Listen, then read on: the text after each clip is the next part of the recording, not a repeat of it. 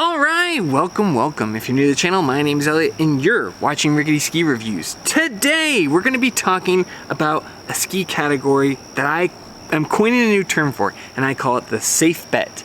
The safe bet is basically a ski you can throw into your car, you could put into a bag and take on a plane, and wherever you're going, you're gonna have fun. Will it always be the perfect ski for every condition? No. But it's a ski with kind of the best range, or it's gonna be the safest bet for almost anywhere you go. If you go carving on it, it's gonna be fun. That's a key characteristic. If you get some surprise powder, you are still going to be able to have fun, and you'll have more fun than you will on a daily driver. So this is a ski you might keep in your car, and if you get a big snowstorm, you swap them out. This is not necessarily a powder ski, but something that does well in a decent 4 to 6 inches of powder. And lastly, it has to be able to blend the two of them. When you get surprise powder, it needs to be able to go on the groomed runs and then transition into the powder and blend those. Now, in my opinion, it doesn't do any of the things as well. It doesn't carve as well as a daily driver. It doesn't do powder as well as a designated powder ski. But for the money, it does a pretty good job of both. Now, some other people might call this the one ski quiver. I hate that term. I don't think it exists. There's no such thing as a one ski quiver. So I'm taking the title, remolding it into something I think is useful for people. I know I have a lot of viewers who say, oh, well, I keep a pair of skis in another location and that's the only way I can do it. Or I travel a long distance and I really can't bring multiple skis. So for you guys, I'm gonna give you guys my top 5 favorite safe bet skis that, you know, I like for different reasons. Now, this list is going to be a little bit harder. I had a really hard time putting this together. It's going to be a little bit different. Like, some of these skis are going to do a better job with cutting through crud, and some of them I think do a little bit better on light powder. But in my opinion, out of all the safe bet skis, these are my 5 favorite. There were a ton that almost made it, but they just were lacking in one of the 3 main characteristics that I mentioned earlier. So for one reason or another, I just didn't include them. But there were some really close ones. Or there was a ski that was just too similar to it, and I leaned towards one versus the other. Anyway, I hope you enjoy this. I hope you find it helpful. I love making these videos in the summer because that's when skis are the cheapest. As always, I will have links down below if you want to buy these skis now while it's kind of prime time for getting good ski deals. If you are set on buying a pair of skis and you're going to do it anyway, please use all these links because that is a free way of supporting the channel. But without further ado, let's jump into it. Okay, if you had told me a year ago that this would be my first one, and these are in no particular order, but my first ski that is my favorite safe bet, you could throw this in your car and you probably have fun in whatever conditions you find yourself in, is the Nordica Enforcer 99. I felt like they did a great job of fixing the ski as far as how it kind of recoils and resets from its turning. I liked the springiness. I liked its flotation a lot better than the previous Nordica Enforcer 100. I was very, very pleasantly surprised. Now, I've been the Nordica Enforcer's biggest critic because I felt like I didn't like the 100. It just felt like a very old design and they hadn't updated in a while. But I gotta say, they did it right with this redesign in the Nordica Enforcer 99. I think it's fun to carve on. It's great in sticky and heavy snow. And they fix the flotation enough that you can have fun in powder. Now, powder is probably its weakest area of performance compared to the others. But all in all, I think that this ski is the total package. You could have this ski stationed wherever you travel to ski, or you could keep it in the trunk of your car and you would find use for it, especially if you were on a thinner ski and you got some extra snow, or maybe the snow got a little bit heavier. Whatever it is, I think the Nordica Enforcer 99 is a safe bet. I really, really enjoyed the ski for 2025. Now for 2024, not as big of a fan, so maybe it's less relevant for you guys who are seeking deals. This is a full price ski, but it's still 100% worth mentioning and deserves its place on this list. I really like the ski. I gotta, be honest with you guys. I know I had kind of an axe to grind with the 100, but honestly, I really like the 99 and I would have no hesitation in recommending the ski as a safe bet. And honestly, I am really excited to try the other widths of the Nordica Enforcer for 2025. I only tried the 99 and it really piqued my curiosity about the other ones. There are lots of other skis in the Nordica line that I can't test because my local demo shop doesn't have them. So Nordica, if you see this, please feel free to reach out, ricketyskireviews@gmail.com. I would love to try more of your skis. I was really blown away by this improvement. All right, number 4. And this was a tough one, but honestly, it had such a good score, and I do really think it is just by definition a safe bet if you want a good ski. You could argue it's a powder ski, but I really think it does a good job blending both. So number 4 in the list for safe bets is the Atomic Maverick 105 CTI. This is a new ski that's brand new for going into 2025, but I thought it was tremendous. I thought it did a really good job carving, much more than I would think for 105. Its responsiveness was there, the accuracy of the Maverick was there, you still got the Horizon tech. I did think it could be a little bit lighter in the powder. That would have improved it.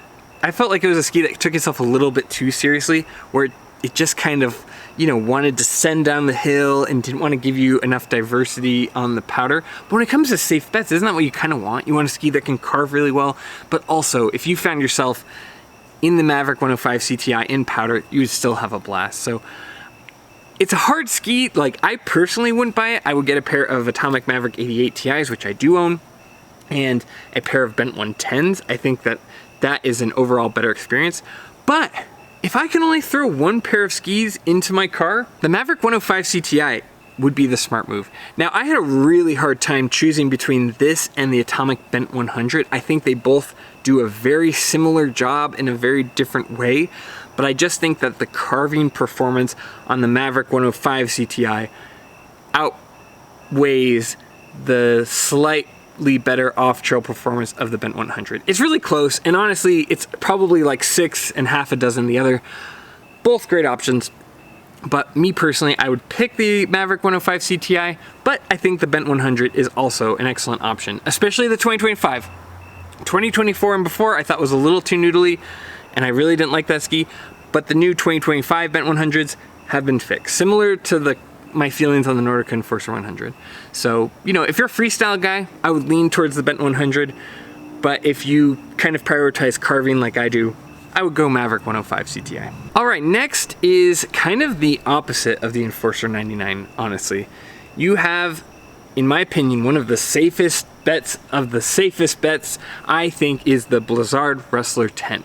Now, first off, it has kind of got a lot of the feel of the Vocal M6 Mantra, which didn't make this list also because I feel like the Nordica Enforcer 99 just has a little more diversity. Maybe the M7 Mantra would change my mind, but I just haven't been able to test it.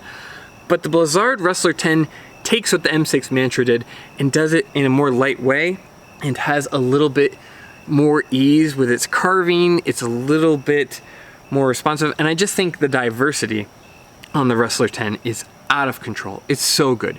You can be, you know, carving really well, really responsive skis. They kind of go exactly where you point them. But on top of that, if you go into powder, they're so light that the flotation is great, the turning is great, the platform on your downhill ski is so solid, especially given how light the skis feel. It's almost unnerving. You're like, wait, the skis in my hand felt light, but the downhill pressure felt so solid. So I would say the Rustler 10 is just like an easy across the board recommendation. The weak spot on the Rustler 10, honestly, is it's a little too light. Like, if the conditions go bad for the day, that's where it becomes less of a safe bet. If you have sticky, heavy snow, that ski really gets hung up more than some of the others on this list. So it's not perfect, but it has a lot of really good characteristics and a lot of things that make the ski just like if you had them on any given day, you would probably have fun, unless it's like raining or the snow gets really warm. They're just so light that they don't carry their momentum through the turn like other skis. But again, like, I don't know, a ski can't do everything. And if you're like, okay, I've got either really good groomed runs or really good powder, the Rustler 10, it's awesome. And I would say the other weak point is that the powder is good, but again, not as excellent as something like the Maverick 105 CTI or some of the other skis on this list. Now, number 2 on this list is the Salomon QST 98. This ski is very different from the others. The ski style that kind of best suits the Salomon QST 98 is very different from the rest. It is kind of like you can lean back a little bit and surf out your turns. When you get it up on edge, that double sidewall is very comfortable for you. I think that if this was me personally, the Salomon QST 98 would be probably the most likely that I would buy as a safe bet. I think that its design where you're kind of on the tails of the skis more and you're surfing it out suits me really well and does really well in powder. I think that the way that it carves makes it still fun to ski on groomers, though it is a little bit, you know, longer time edge to edge than something like QST 92, but that's the case for all of these skis. But man, I really like the QST 98. It's the most comfortable, the most surfy. I think it has the most diversity, bang for your buck value out of any ski out of this list.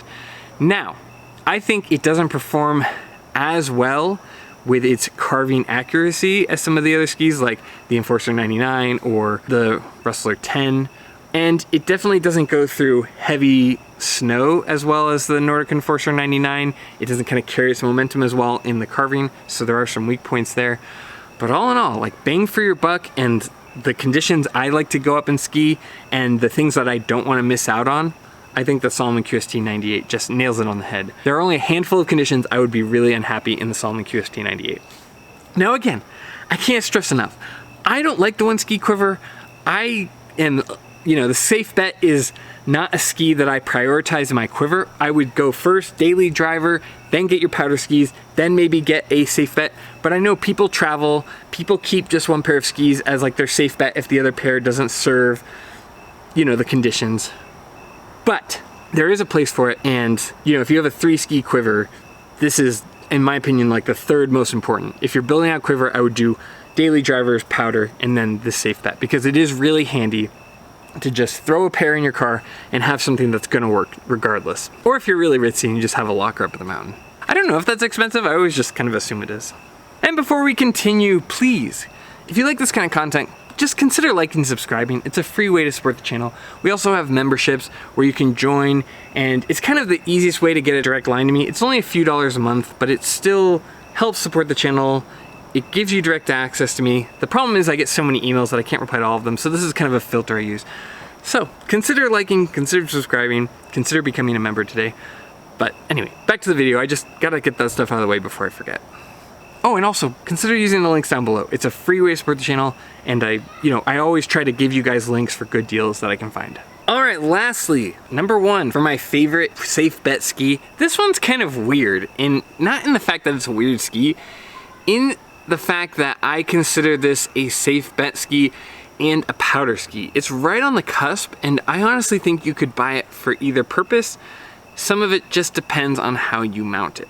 But this is a ski that I was very skeptical of.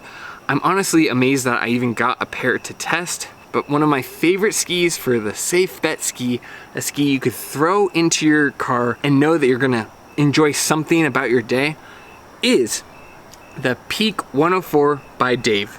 This was a ski sent to me by Bodie Miller. I didn't really like it initially, honestly. I actually didn't give it a great score, but what happened is, you know, Bodie sent me messages saying, oh, you need to remount it, you need to like change where the binding sits on the ski.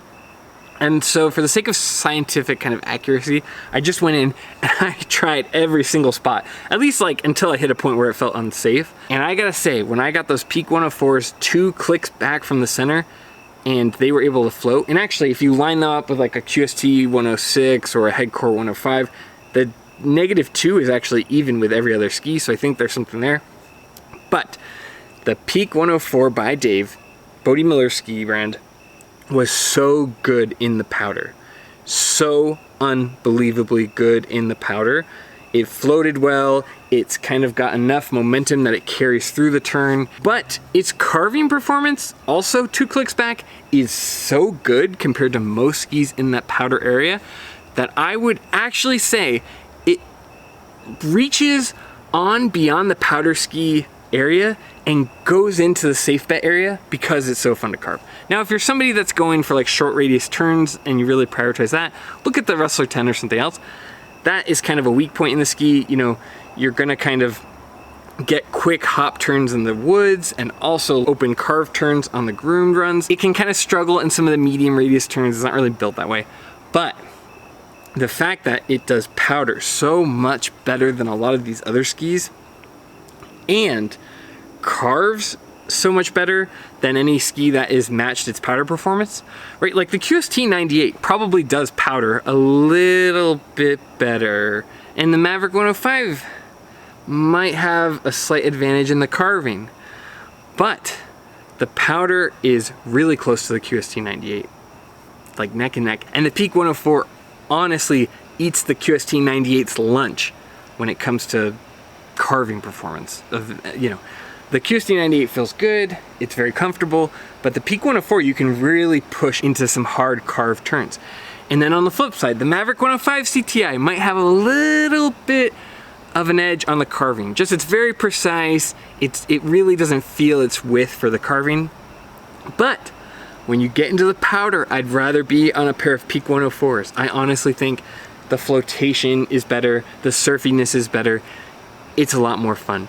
So, I don't know, this is a weird one. This will honestly also be in my top powder ski list, but I really think for a safe bet, if you want a wider ski out of this list, the performance on the Peak 104 is unreal. It's really good compared to some of these other ones. Now, the Peak 104 has its, has its weaknesses. Again, in my opinion, it's a much better ski mounted 2 clicks back. But I think if I had a ski that was just like safe bet, I want to have fun, the kind of turn shapes that I prioritize and the type of powder skiing I like to do, the Peak 104 is the most likely to go in my car. Because with a safe bet ski, I don't want to miss a powder day. And I still want to be able to carve. I feel like if you're a good skier, you can really lay into these skis and maneuver them, but the reward you get out of the powder skiing is top tier. So that's my list. I'd love to hear what your favorite safe bet ski is. Honestly, what's funny is like 2 out of 5 of the skis are skis that I was very skeptical of and very vocal about. And that, just goes to show I'm very capable of being wrong and I'm very aware of it, but the proof is in the pudding. When you put the skis on the snow, that's what matters. That's what I'm going to tell you about. And a lot of places don't even talk about Peak, so I'm glad to have them in the mix here. That's my list. I'll put links down below for everything you want to buy. I don't get a cut from Peak or anything like that, but I'll put a link anyway because I think they're good skis. What's a ski that you think you could have fun no matter what? I'd love to hear that. As always, thanks for being here, thanks for watching. If you like this kind of content, please consider liking and subscribing. It's a free way to support the channel. We have memberships, we'll have links down below. But more than anything, just thanks for taking the time. Thanks for being here. I hope you guys are enjoying this kind of content. I have a lot of fun making it, and I'm sure I'll rewatch this in a week and go, what was I talking about? What about this other ski? But for now, this is my list. I really love all of these skis in different ways, and I hope you enjoyed the video as well. And as always, I'll see you in the next one. See ya.